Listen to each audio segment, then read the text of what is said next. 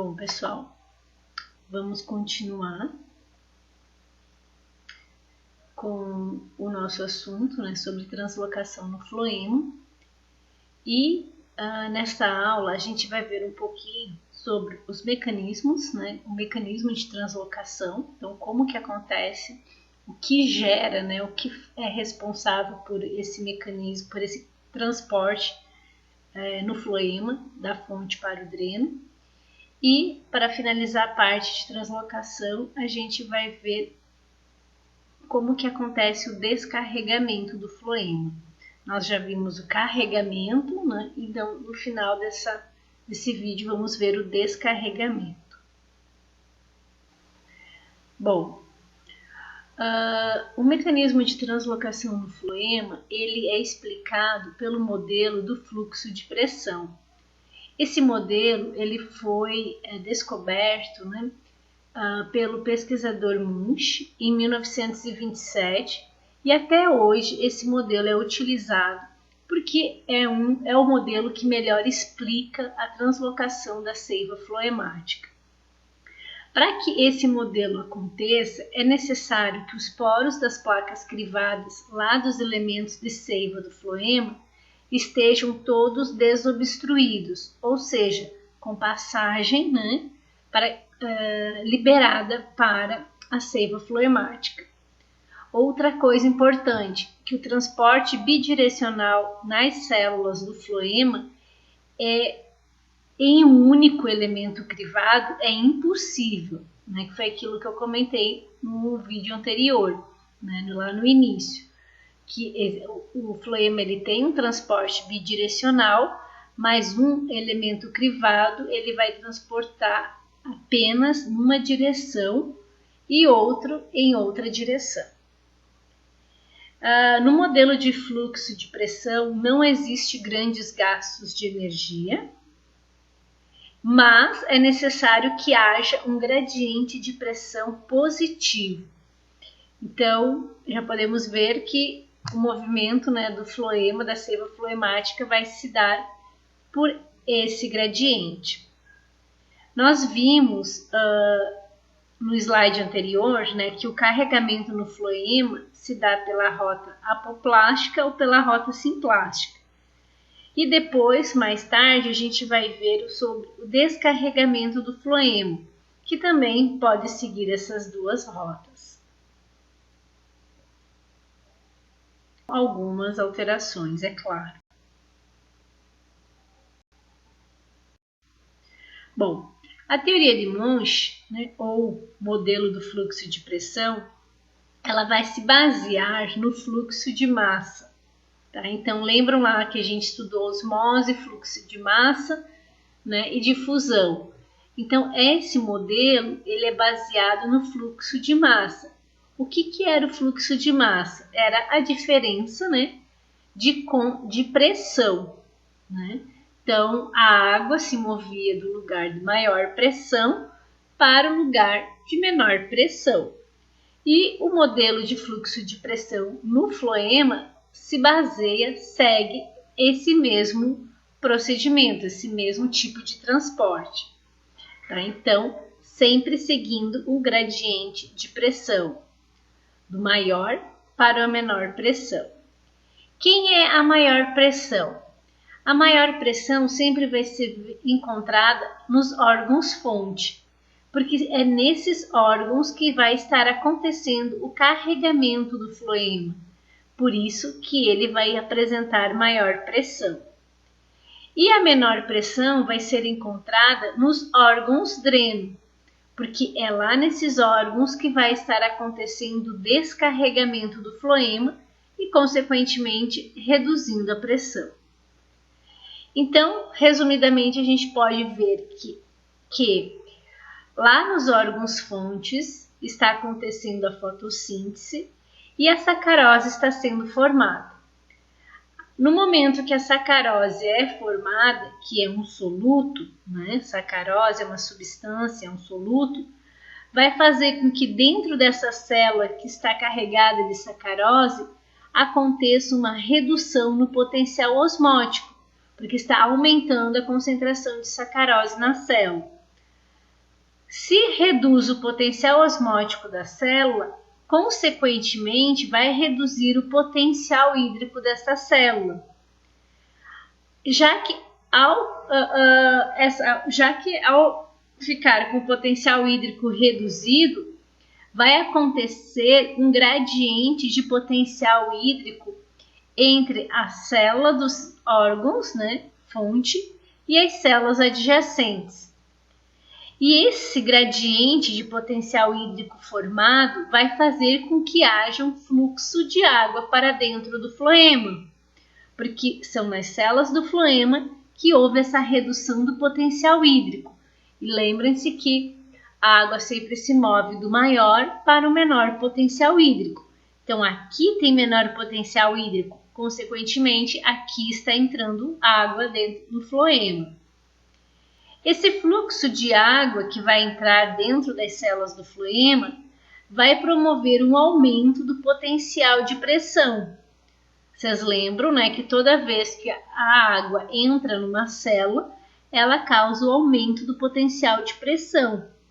Então, esse aumento no potencial de pressão, né, lá nas células dos órgãos-fonte, vai ser responsável pelo fluxo floemático em direção aos órgãos-dreno. Então, maior pressão nos órgãos-fonte, menor pressão nos órgãos-dreno. Então, nesse slide a gente pode resumir, né, mais ou menos o que eu comentei no slide anterior. Então, lá nas células dos órgãos-fontes, né, dos órgãos que produzem fotoassimilados, vai ser produzida a sacarose, e essa sacarose gerada vai ser utilizada para o carregamento dos elementos de tubo crivado do floema. Ao carregar essa sacarose chegar nas células do floema, vai aumentar a concentração dessa substância e, consequentemente, reduzir o potencial osmótico desta célula e, com isso, reduzir o potencial hídrico também desta célula. Ao reduzir o potencial hídrico da célula do floema, ela está apta a receber, a absorver água. E é isso que vai acontecer nesses elementos de tubo crivado, devido ao gradiente de potencial hídrico formado entre essas células e as células adjacentes. Ao entrar água nessas células, vai acontecer então o aumento do potencial de pressão nas células dos órgãos, né? No caso das células do floema. E esse aumento da pressão vai ser responsável pelo fluxo no floema, né? Sempre esse fluxo vai iniciar nas células que têm maior pressão para as células que têm menor pressão, ou das células fonte para as células dreno. Lá nos elementos de tubo crivado que estão próximos aos órgãos dreno, vai acontecer o descarregamento dessa sacarose que foi produzida lá nas células fonte. Consequentemente, vai reduzir a concentração de sacarose nas células do floema. Com isso, vai promover um aumento do potencial osmótico das células do floema e, consequentemente, um aumento do potencial hídrico nas células do floema que estão próximas aos órgãos dreno. Ao aumentar o potencial hídrico dessas células do floema, vai acontecer então a perda de água ou a saída de água dos elementos de tubo crivado que estão próximos ao dreno.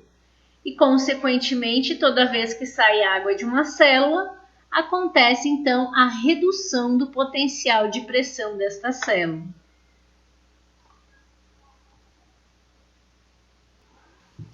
Bom, nesse slide, né, ele também explica o mecanismo de translocação no floema, que acontece devido ao modelo do fluxo por pressão ou do fluxo de pressão, ou teoria de Munch. Então, aqui nós podemos visualizar que temos nessa desenho células do floema, né, com os poros das placas crivadas ligando uma célula à outra, né, então forma um tubo floemático. E aqui ao lado nós temos as células do xilema, que estão sempre próximas às células do floema. Além das células do floema, nós temos aqui ao lado as células companheiras, que estão sempre próximas, né, às células do floema. E representando aqui neste desenho, nós temos então a célula fonte, ou a célula daquele órgão que vai gerar, né, os fotoassimilados via fotossíntese. Então, o que a gente pode visualizar aqui? Todas essas bolinhas vermelhas que estão neste desenho representam a sacarose. Essa sacarose foi produzida nessa célula fonte devido à fotossíntese realizada por essas células. Essa sacarose, após ser sintetizada, ela vai sair da célula fonte via apoplasto ou via simplasto e vai ser transportada até as células do floema, passando pela célula companheira. Lá, esse transporte das células fonte até o floema é denominado de carregamento do floema. Quando essa célula do floema está carregada de sacarose, então várias bolinhas vermelhas estão dentro dessa célula, o que vai acontecer com esta célula? Vamos visualizar aqui em números. O potencial osmótico desta célula está bem negativo. Então, vejam aqui, igual a menos 1,7 megapascal. Esse potencial osmótico negativo é por causa da presença do aumento, né, do carregamento da sacarose nessas células. Consequentemente, o potencial hídrico desta célula também vai cair, vai ficar um valor negativo, mais negativo, né? Igual aqui a menos 1,1 megapascal. Essa célula com esse potencial hídrico negativo, se a gente for comparar o potencial hídrico dela com o potencial hídrico da célula do xilema que está aqui ao lado, podemos visualizar aqui, igual a menos 0,8 megapascal, a célula do xilema ela vai ter um maior potencial hídrico do que esta célula do floema que está próxima à fonte, aos órgãos-fonte. Então, por diferença de potencial hídrico, sempre do maior para o menor potencial hídrico, a água que está aqui no floema vai entrar, a água que está aqui no xilema vai entrar nas células do floema. Ao entrar nas células do floema, devido ao gradiente de potencial hídrico, ela vai promover um aumento no potencial de pressão. Ou seja, esse potencial de pressão desta célula vai se tornar positivo, como a gente pode visualizar aqui, igual a 0,6 megapascal. Então, é isso que acontece no início nas células do floema próximo às células fonte. Como que vai ser então agora esse mecanismo de translocação seguindo o fluxo de pressão? Esta célula do floema tem maior pressão do que a célula do floema adjacente e, consequentemente, do que a célula do floema que está próxima das células do dreno, dos órgãos dreno. E como a gente pode visualizar isso? Aqui temos o exemplo. O potencial de pressão da célula do floema que está próxima à célula do dreno é igual a 0,3 megapascal. Ou seja, 0,3 é menor que 0,6. E no mecanismo de fluxo em massa, o fluxo de massa que a gente estudou lá na aula de relações hídricas, a gente viu que o movimento da água se dá sempre do local de maior pressão para o local de menor pressão. Onde tem maior pressão? Aqui na célula do floema próxima à fonte. E onde tem menor pressão? Na célula do floema próxima ao dreno. Então, essa diferença de pressão entre essas células do floema vai fazer com que a sacarose que está dentro dessa célula se movimente para essas células de baixo, né, aqui, devido ao movimento do fluxo de água via diferença ou gradiente de pressão, tá? Então, a água se movimenta e carrega junto com ela as sacaroses, como a gente pode visualizar aqui, as bolinhas vermelhas. Ao chegar na célula do floema próxima ao dreno, essa sacarose vai sair do floema via apoplasto ou via simplasto, que depois a gente vai ver, e vai chegar na célula do dreno, que é a célula, né, que está demandando essa sacarose, seja para crescimento, seja para o que for essa energia utilizada. Então, como essa sacarose está saindo da célula do floema e entrando em outras células até chegar na célula do dreno, a concentração de sacarose nessa célula do floema está reduzindo, porque ela está sendo utilizada pela célula dreno. Consequentemente, o potencial osmótico desta célula do floema está ficando mais próximo de zero, tá? Como a gente pode visualizar aqui, ele está igual a menos 0,7 megapascal. Consequentemente, o potencial hídrico também está ficando mais próximo de zero, então igual a menos 0,4 megapascal. Se essa célula do floema está com potencial hídrico mais próximo ao zero, e se a gente for visualizar a célula do xilema aqui ao lado está com potencial hídrico menor, né, que é aqui igual a menos 0,6 megapascal, o que vai acontecer? A água dessa célula do floema vai sair e vai para as células do xilema. Ao acontecer essa passagem da água para as células do xilema, o potencial de pressão nesta célula vai baixar, como a gente pode visualizar aqui, que vai ficar igual a 0,3 megapascal. Então, isso aqui que está acontecendo, pessoal, a participação do floema junto com o xilema, a água e a sacarose ou outros oligosacarídeos, né, que também vai acontecer a mesma coisa, com carregamento e descarregamento do floema, isso aqui é o que acontece em toda a planta, desde a parte da raiz do sistema radicular até a parte aérea. Então, as células do floema, elas vão seguir esse transporte por fluxo de massa, seguindo o modelo de fluxo por pressão. E esse modelo de fluxo por pressão, ele vai ser muito importante para o transporte da sacarose a longa distância. Pensem numa árvore que tem 100 metros de altura. As folhas fonte estão lá em cima e elas estão produzindo sacarose e essa sacarose está sendo levada para o caule e para o sistema radicular que está abaixo, muito abaixo dessas folhas.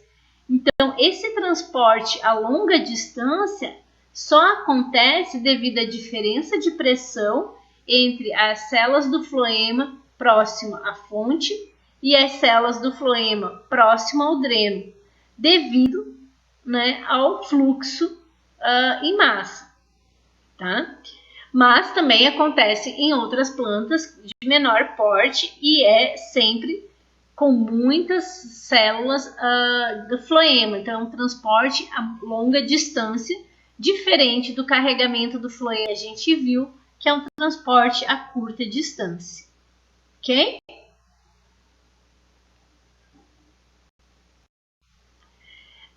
Nesse slide, a gente pode ver esse gráfico que vai evidenciar esse modelo do fluxo sob pressão que existe, né, que eu comentei, que eu expliquei para vocês agora. Então, o que nós podemos visualizar aqui no eixo X? Aqui nós temos a altura do córten no floema em relação ao nível do solo, então de 0 até 4 metros de altura. E no eixo X nós temos o potencial osmótico em megapascal, de menos 1,15 até menos 2,18. O que o pessoal fez nesse experimento? Eles foram lá e retiraram, né, amostras da seiva, né, floemática, e mediram o potencial osmótico nessa seiva. Então, tiraram o material a 4 metros de altura, 3, 2, 1 e 0 metros, ou na superfície do solo. E eles viram que existe um gradiente no potencial osmótico dessa seiva floemática. E esse gradiente, né, que está aparecendo aqui, né, então a 4 metros, o potencial osmótico é muito mais negativo do que a 0 metros, né, que está mais próximo aqui de menos 1,15 megapascal.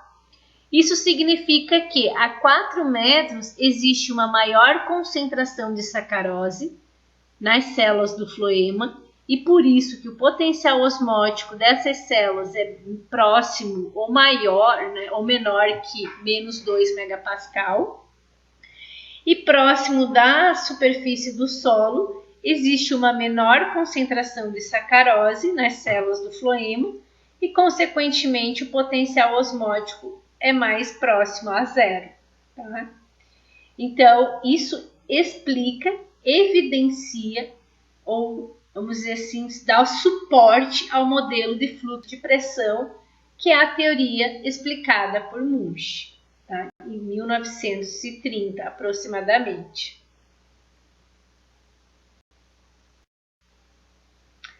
Bom, depois que a sacarose é translocada, né, via fluxo em massa, um transporte a longa distância pela planta, ela precisa sofrer o descarregamento do floema, que é a saída dessa sacarose das células do floema para as células dreno, as células dos órgãos dreno, as raízes, as flores, os frutos, as folhas novas, os meristemas. Então, para que haja esse descarregamento, é necessário, ele vai acontecer, né? Ele vai descarregar dos elementos de tubos crivados do floema. Ele é considerado um transporte a curta distância, porque sai do floema, passa algumas células e já chega nas células do dreno. Ele é importante também para o armazenamento, né, de sacarose nas células do dreno, por exemplo, uma raiz de mandioca que vai armazenar amido, né, é importante, e também para o metabolismo daquele órgão, seja para utilização para crescimento, né, ou outras funções necessárias. O descarregamento do floema, ele pode seguir duas rotas, a rota simplástica e a rota apoplástica, igual a gente viu no carregamento. Só que existe alguns detalhezinhos diferentes que nós vamos visualizar no próximo slide.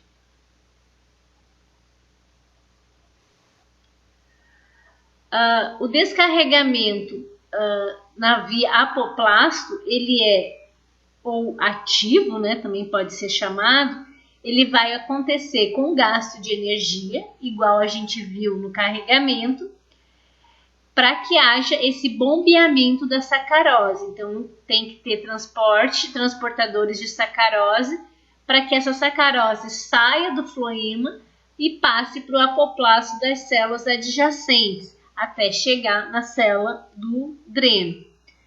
Exemplos de plantas ou órgãos que utilizam esse tipo de descarregamento.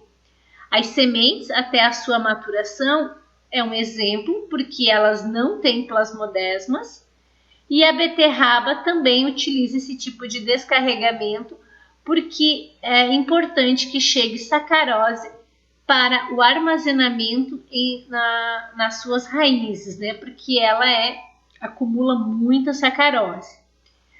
O outro tipo de descarregamento seria o via simplasto, ou também denominado passivo. Consequentemente, não há gasto de energia nesse tipo de carregamento. Então, a sacarose vai sair do floema para as células adjacentes até chegar na célula dreno via simplasto ou via plasmodesmas, tá? Então, sem gastar energia. Exemplo de órgãos que utilizam esse tipo de descarregamento são aqueles órgãos que têm crescimento acelerado.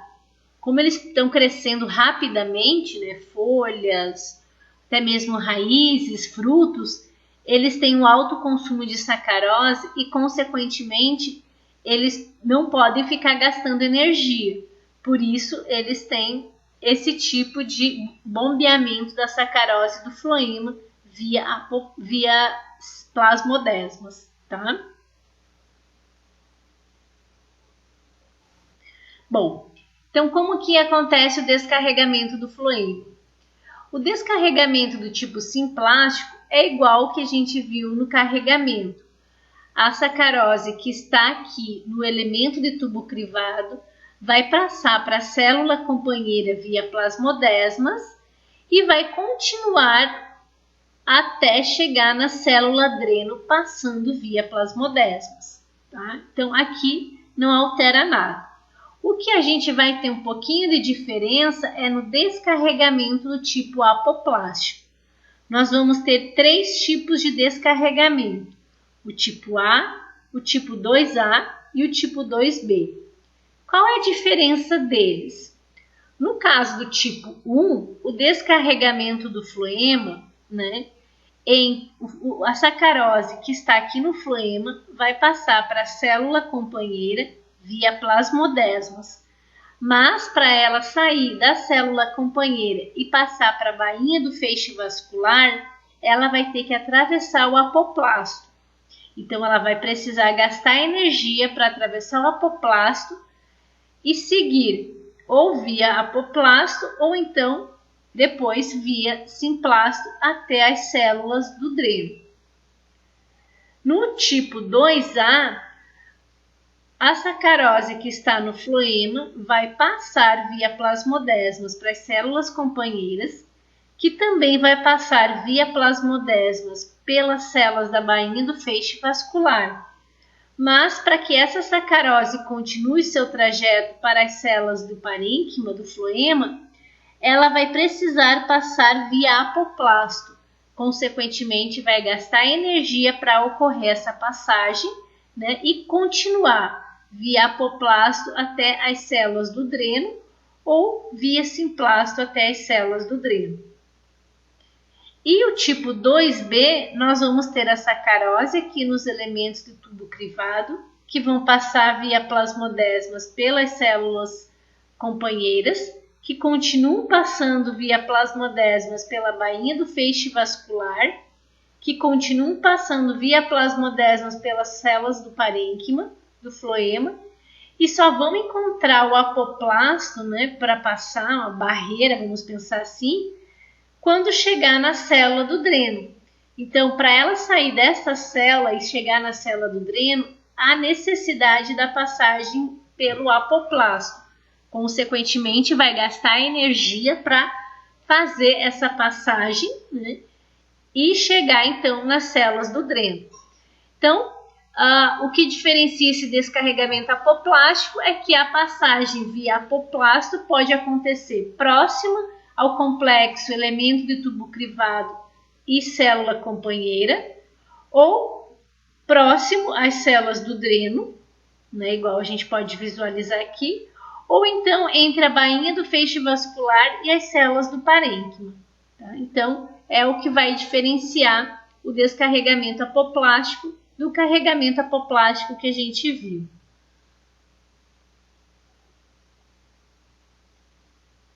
Outra coisa interessante é que a mesma planta, ela pode ter mais de um tipo de descarregamento, tá? Então não é exclusivo, tá? Depende muito daqueles exemplos que a gente deu no slide anterior. Aqui só para a gente exemplificar o descarregamento do tipo simplástico, então nós temos uma foto, micrografia, né? Células da bainha vascular aqui em BS, tá? Aqui. Elementos de seiva aqui ao centro. Células intermediárias aqui ao lado dos elementos de seiva. E célula do parênquima vascular aqui próximo aos elementos de seiva. Então, veja que o descarregamento simplástico, aqui temos alguns exemplos de plantas, de espécies de plantas que têm esse tipo de descarregamento. E como a gente viu também lá no carregamento, a frequência de plasmodesmas nessas plantas é muito alta, porque elas precisam, né, dessa estrutura para passagem da sacarose. E nesse caso, além da sacarose, algumas plantas também vão transportar oligosacarídeos ou então até manitol no floema. E nas células, nesse tipo de descarregamento, existem as células intermediárias. No descarregamento do tipo apoplástico, né, temos aqui uma outra foto mostrando as células da bainha do feixe vascular, aqui e aqui. Os elementos de seiva ao centro, né? A célula do parênquima vascular, o VP, aqui ao lado dos elementos de seiva. E as células companheiras aqui ao redor dos elementos de seiva. Tá? Então, o que a gente pode visualizar? Algumas plantas, né, que apresentam esse tipo de descarregamento, tipo 2A, tipo 2B. A frequência de plasmodesmas nessas plantas que é muito baixa, porque nesse tipo de descarregamento não há necessidade de um número grande de plasmodesmas, né? As células são as células companheiras nesse tipo de descarregamento e o principal açúcar transportado é a sacarose.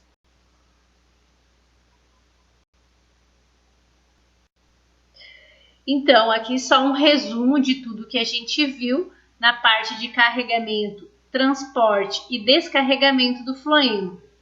Então, nós temos aqui um desenho que mostra o órgão-fonte que está produzindo sacarose via fotossíntese e ele vai carregar essa sacarose para o floema.